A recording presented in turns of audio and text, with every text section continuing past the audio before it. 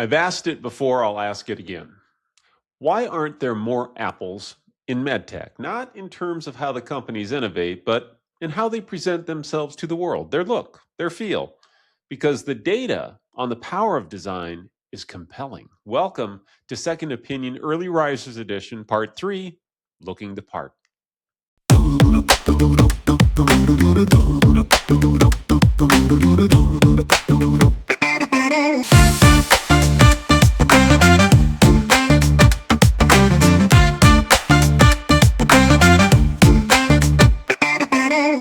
The early stage MedTech founders I've come to know are just awesome. The passion is palpable, the mission is personal, the innovation is boundary pushing.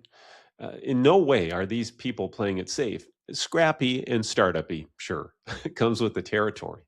And yet, when it comes to the early stagers' brand sensibilities, the look, the feel, the voice, the vibe, well, safe, scrappy, and startup-y is often smack dab where they land. Why is that? Well, budget constraints are real, as is the gravitational pull of the way that the MedTech playbook has long prioritized things.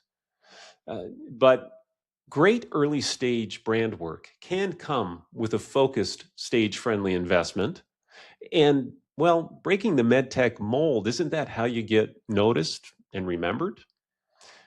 Early stage MedTech companies have something established companies would love to have, and what any brand strategist or creative team giddily embraces. No legacy brand baggage, a chance to correct any early company versus product messaging confusion, the freedom to build it right from the start, a clean foundational brand slate. And yet, that clean slate can get awfully cluttered awfully early. Nowhere is this more evident than early stage brand design. A logo that tries to say everything, a deck that gets locked in info overload at the expense of a clear story, a lack of narrative and visual consistency. Give it enough time, those little overlooked elements add up to some real MedTech founder frustrations. Confusing pitch feedback, a growing sense that something isn't connecting, an elephant entering the early stage room.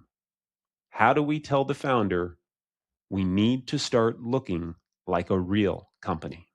Most MedTech founders are highly accomplished physicians, scientists, engineers. Respectfully, they are not highly accomplished creative directors and storytellers and strategists and designers, right? And when you can bring those arts to your science early and often, suddenly you have a secret weapon that knows how to build a badass belief-centered brand that investors are drawn to, that they want to fund, that strategics acquire, that maximizes enterprise value.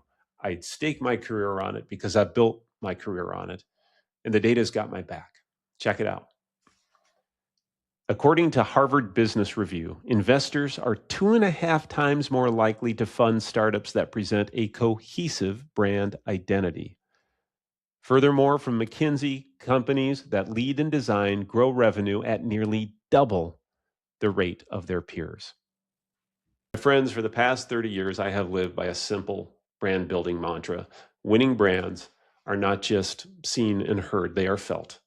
Investors feel it, cohort peers feel it, patients and physicians feel it, the talent you are trying to attract will feel it. In early stage MedTech, you have the glorious freedom to make a first impression that captures the imagination, that stirs the soul, that authentically channels the passion and the personal mission of the person or the people brave enough to push the boundaries with their innovation in the first place. So today's series closing, part 3, Second Opinion Early Risers Edition.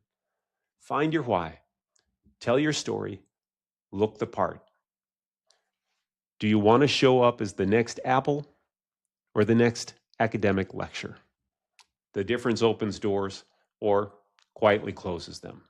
Thank you for your time. I'll see you soon.